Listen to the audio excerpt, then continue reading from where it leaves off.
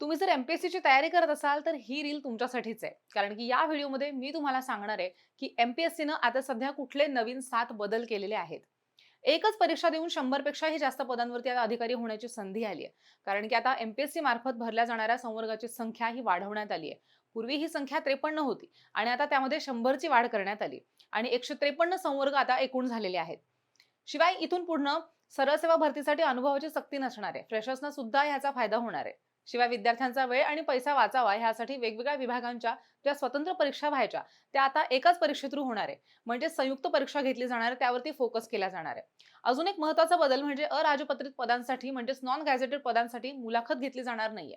त्यामुळे selection process ही पूर्णतः transparent होणार आहे. कागदपत्रांची पडताळणी सुद्धा इथनं पुढे डिजी लॉकरद्वारे केली जाणार आहे.